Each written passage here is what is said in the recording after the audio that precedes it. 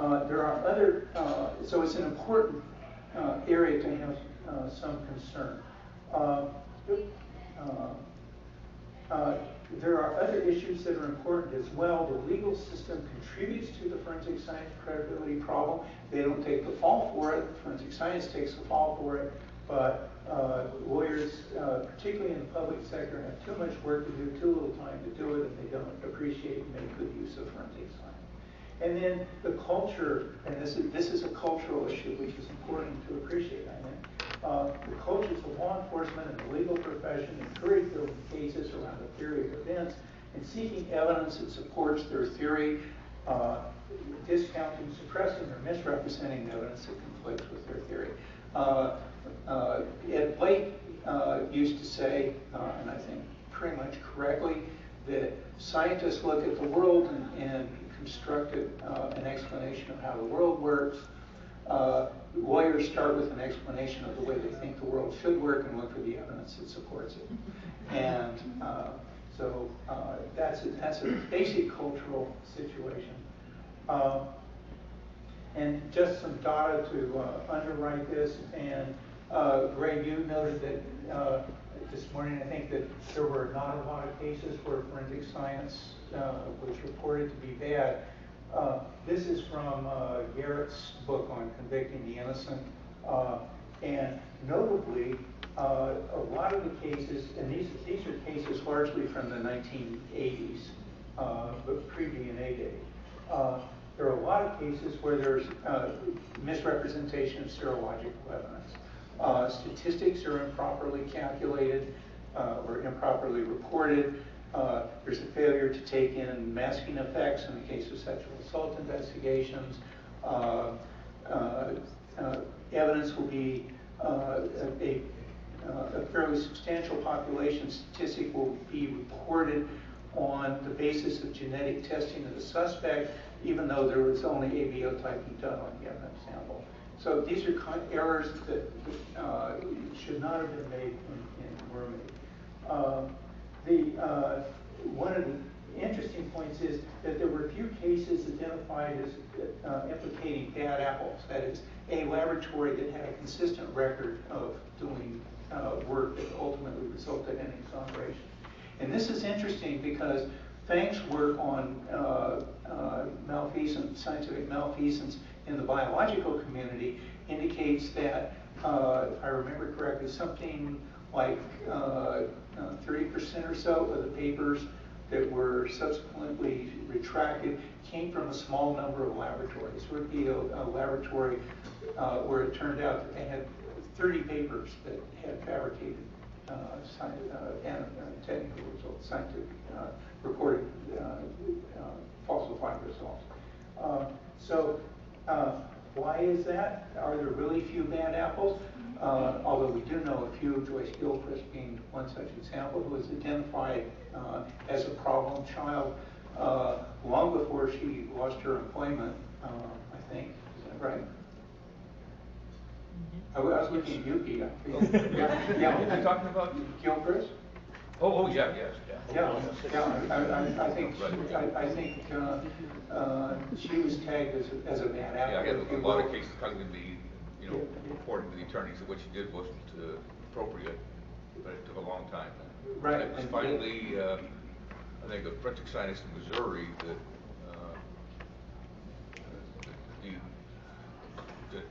testified as an expert against her, and then the police chief there tried to get Missouri State Police to get rid of this guy because he was, it's just, but they were protecting her, just rather than, investigating her, they were, covering up. Right, and so this may be because, unlike the situation with the retractions in the biological sciences, when you have to retract a paper, other people will go look at all the other papers that you have published and see whether they're any good or whether they are subject to the same flaws. And so that enables the distinction between people who have had one simple screw up and people who are screwing up all the time. And that's not something that has been done in looking at these people. Garrett, I don't think is going in that direction, but it would be interesting to do. There are flaws in the legal process. Interestingly, most of the trials are quick. I think the defense presentations average on the order of 20 minutes, something like that, which is hardly a way to challenge a defense a case, and particularly a homicide or sexual assault case.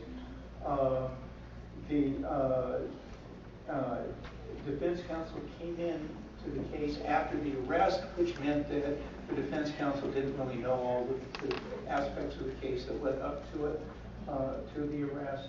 The majority of the cases involved court-appointed or public defenders. Experts were retained in a relatively small number of cases, and one of the problems is that funding for defense experts is really short. And an early case was that I had a chance to consult on. I was asked whether I could do the consultation for $100, and that if it had been an interesting case, I would have done it for nothing. But it wasn't an interesting case, but it was going to cost $100 just to get the stuff to me.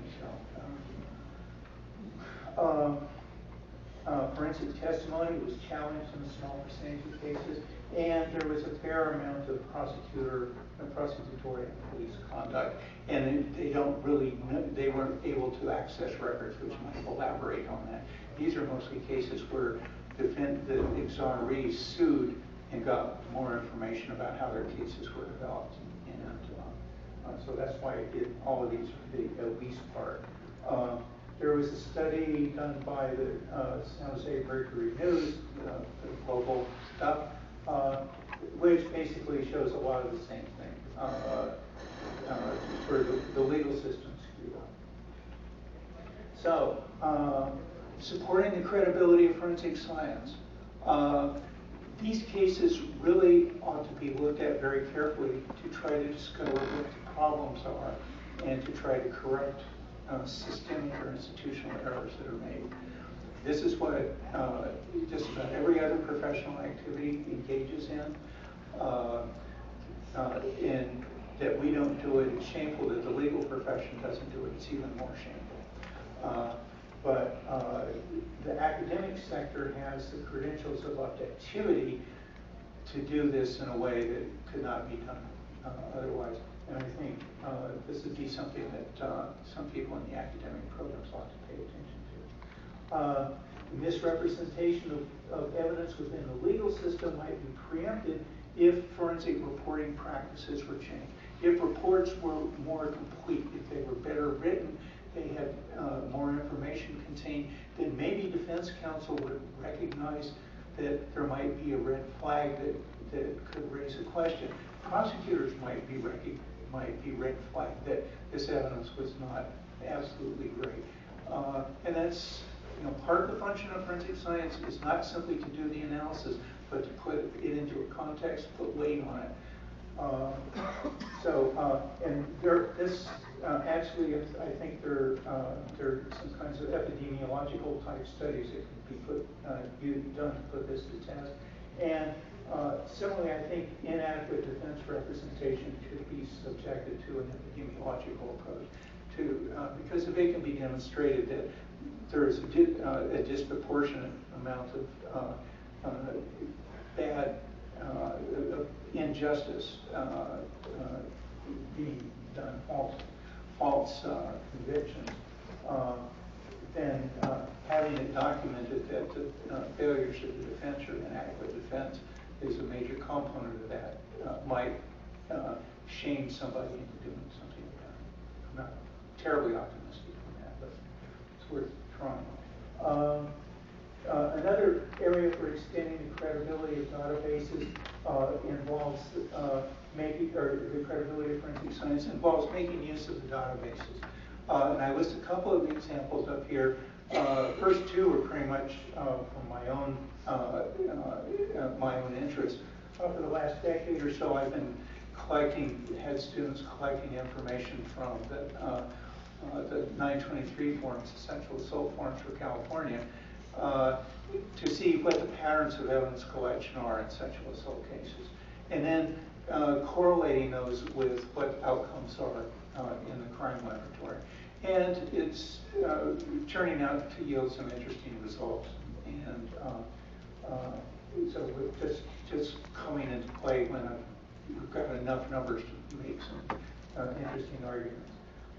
Some things that should be intuitive but aren't being done because there's no hard evidence to support it. We're generating the evidence to support it.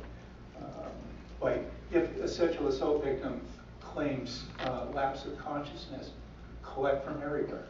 Collect every kind of sample that you can. It seems that this would be a logical thing to do, yet it doesn't happen in all of the lapse of consciousness cases. So another question is the apparent disconnect self-reported data from convicted sex offenders and from some anonymous surveys of college students indicate that there are a small number of individuals who are responsible for a high proportion of sexual assaults. And yet if you look at the database findings for the backlog case work, one finds that there are not that many serials, not that many big serial sexual assaults. Why is that? And I don't know, I can speculate as to some reasons why, but it's something worth and then going into another area, how often are the same firearms used in gang shootings? How long does a particular firearm stay in the community? And I think I'm getting the signal that it's time. And what is the geographic range? I think these are all interesting questions, and not just interesting from a forensic standpoint, but also interesting from the standpoint of the public sector, public policy. So I think these are important things to investigate. Last slide.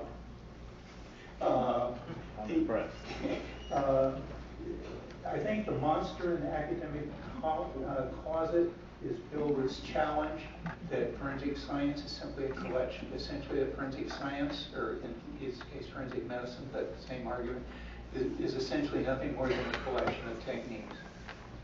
And I would argue for the good of forensic science, we've got to keep that closet door closed. Thank you very much.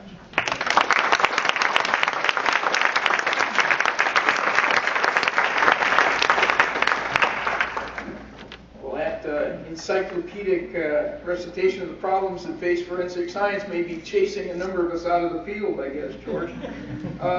Appreciate we have about 5 minutes for questions.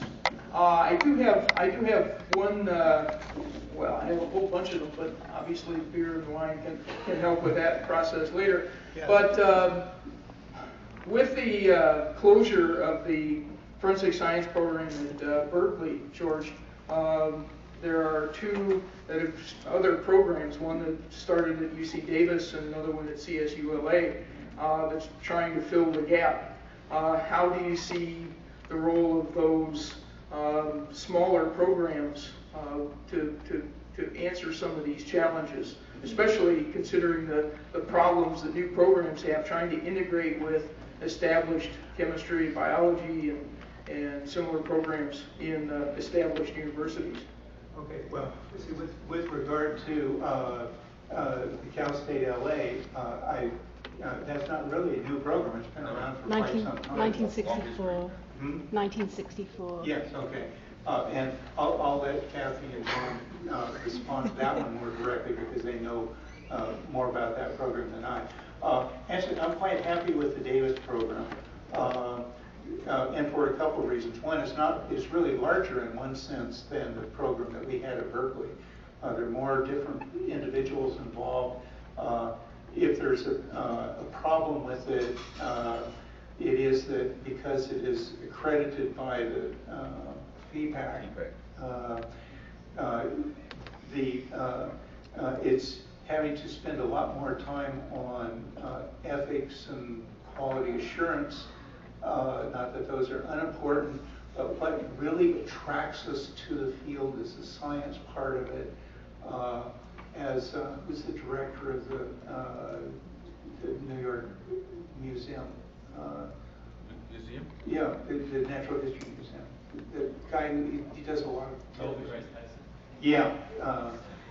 What was his name? Neil deGrasse Tyson? Yeah, I mean, really, Okay. yeah, very engaging guy.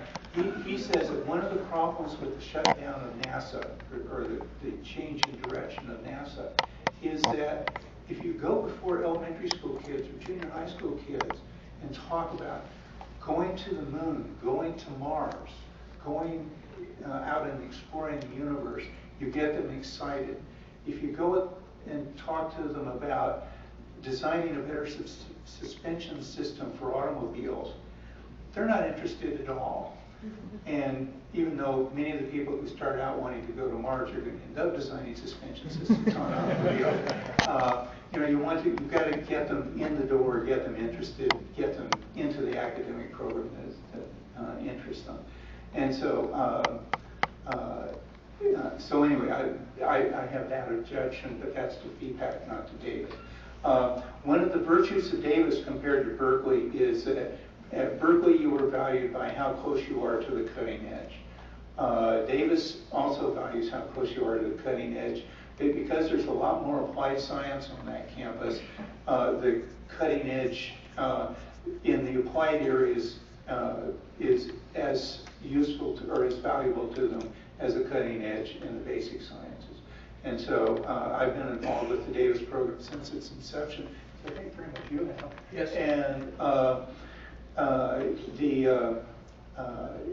and so I think the program is coming along quite well there.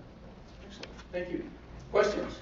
David? I kind of have a related question because it seems like you put out maybe at least a dozen really excellent ideas for research projects in your talk, and also identified the need for that research to be done.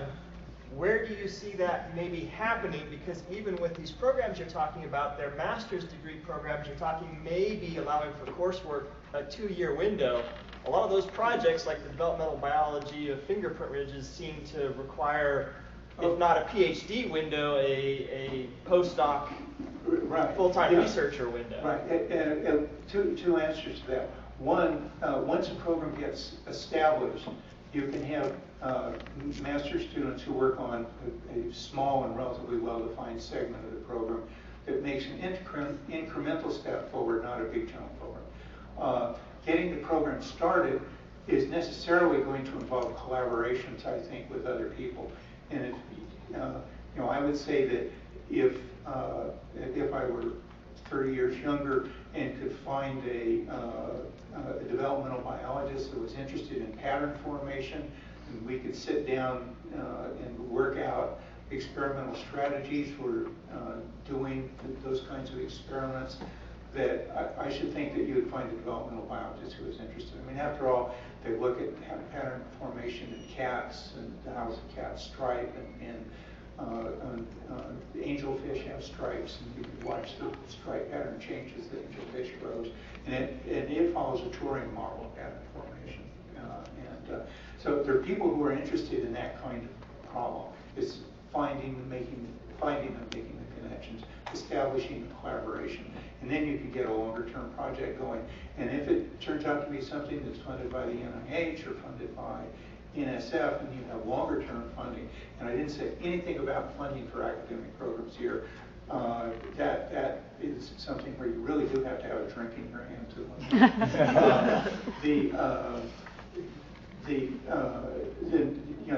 that could be a program that would go on for 5 or 10 years. Thank you. We have time for one more question. John? I'd love to hear your comments about the current trend in closing the trace sections in public libraries. It's driving me crazy. Well, I'll let Pete give my answer, because I think he can give it just as more articulately than I.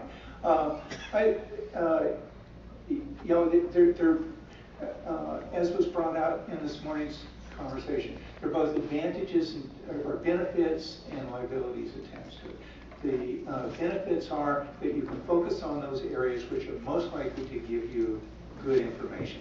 Fingerprints, DNA, those are high yield areas for identification purposes. Trace is more useful often more useful for reconstruction of hazard than it is for identification purposes. How many fiber cases do you have, and how many fiber cases of those fiber cases, what fraction yield definitive evidence? And so by all the metrics that one uses, they may the trace may not stand up very well. I think that's a largely perceptual thing, that when you really look at some of these cases, it becomes the central thing, and how often that happens, how often that occurs, we don't really know, because it's never really been given a chance to. Well, one of the benefits of being in the School of Public Health, I get a lot of discussion of health policy and the trade-offs that are involved there, and this is really a trade-off issue. But it's a misinformed trade-off issue. Well, uninformed. Maybe we've got to make that case. And so, and to some extent, this is reflects one of the basic tensions between the people in the public health sector and the physicians. Physicians want to figure out what's wrong with you. They want to make you better. Either one of us, have they really done it quite as efficiently as we would like. But their focus is on the patient, the individual patient. In the public health sector is what can you do in the community that will maximize the health of the community. It may not benefit everyone in the community, and some people may be adversely affected by it, but if the entire community gets some benefit out of it, then it's worthwhile from a public health perspective. And so the PSA would be an example. PSA would be an example. Yes, it would be. The rise and fall of Sensabaugh protein. And but the conversation needs to keep going. That's the main point, because there's a tension between different perspectives, and each side has got to make its case. And I would rather have people keeping the argument going without just fiats from above saying no. So. Well, in the interest of time, I regret to say that we have to bring this session to a close. I hope you'll join me in thanking Dr. Sensabaugh for a tremendous performance here today, covering exactly what the Founders Lecture was intended, bridging from where we were to where we should be in the future.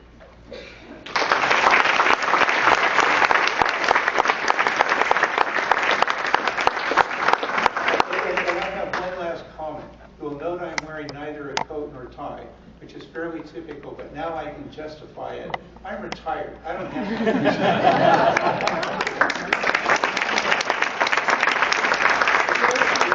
Make sure the conversation gets going. That's a gift on behalf of the CAC for your country. Okay, we'll use it in that purpose. Thank you so much.